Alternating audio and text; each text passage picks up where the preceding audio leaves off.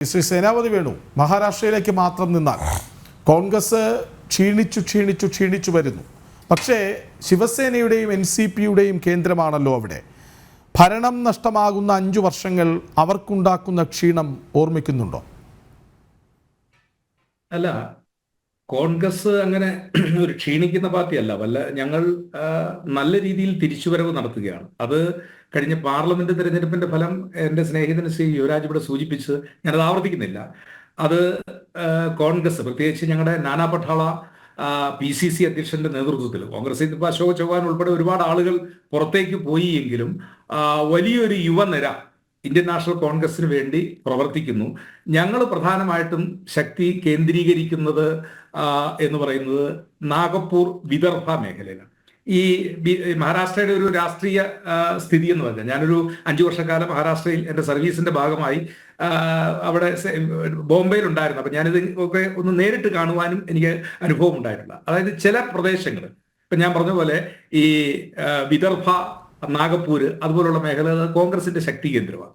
ബാരാമതി, പശ്ചിമ മഹാരാഷ്ട്ര എന്ന് പറയുന്നത് അത് ശരത് പവാറിന്റെ ഒരു ശക്തി കേന്ദ്രമാണ്. ദക്ഷിണ മഹാരാഷ്ട്രയിലേക്ക് വരുമ്പോൾ, അവിടെ ബോംബെ പട്ടണം വരുമ്പോൾ അത് ശിവസേനയുടെ ഒരു ശക്തി കേന്ദ്രമാണ്. അപ്പോൾ അങ്ങനെ ഓരോ പാർട്ടികൾക്കും അല്ലെങ്കിൽ ഓരോ സംവിധാനത്തിനും വലിയ ശക്തികൾ ഉള്ളിടത്ത് ഇപ്പൊ ഞങ്ങളുടെ ഒരു പ്ലസ് പോയിന്റ് എന്ന് ചോദിച്ചാൽ, കോൺഗ്രസിന് ശക്തി ഉള്ളിടത്ത് ഞങ്ങൾക്ക് നല്ല രീതിയിൽ പ്രവർത്തിക്കാൻ കഴിയുന്നു. ശരത് പവാറിന്റെ പാർട്ടി പിളർന്നുവെങ്കിലും ആ പിളർപ്പിൽ ചിഹ്നവും എന്താ പറഞ്ഞ ഘടികാരം ചിഹ്നവും കൊടിയും ഒക്കെ അവർക്ക് കിട്ടിയെങ്കിലും യഥാർത്ഥത്തിൽ അവിടുത്തെ ജനങ്ങൾ ആരോടൊപ്പം നിൽക്കുന്നു, അത് ശരത് പവാറിനോടും അദ്ദേഹത്തിന്റെ മകൾ സുപ്രിയ സുളയ്ക്കും ഒപ്പം നിൽക്കുന്നു എന്നുള്ളത് കഴിഞ്ഞ പാർലമെന്റ് തെരഞ്ഞെടുപ്പിലെ ഫലപ്രഖ്യാപനത്തോടെ നമ്മൾ കണ്ടിട്ടുള്ളതാണ്.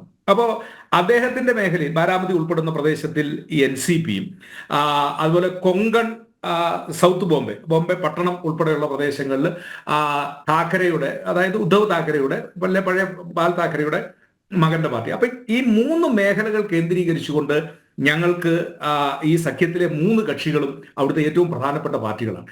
അതുകൊണ്ട് തന്നെയാണ് ഞങ്ങളുടെ ഒരു സമ്പൂർണമായ ഒരു വിശ്വാസം എന്ന് പറയുന്നത്. ഇപ്പം കഴിഞ്ഞ ഈ പാർട്ടികൾ പിളരാനുണ്ടായ സാഹചര്യം എന്താണെന്നും അതൊക്കെ നമുക്ക് മനസ്സിലാക്കാം. പക്ഷേ ഈ അടുത്ത കാലത്ത് വരുന്ന ഒരു വാർത്തകൾ നമ്മൾ വായിച്ചിട്ടുള്ളതാണ്. ഷിൻഡെ വിഭാഗത്തിൽ നിന്ന് MLA-മാര് അവരൊക്കെ ഇപ്പോൾ അധികാരത്തിന്റെ തണലിൽ നിൽക്കുന്നു എന്നുള്ളതല്ലാതെ അവരൊന്നും അവിടെ മനസ്സുകൊണ്ട് നിൽക്കുന്നതല്ല.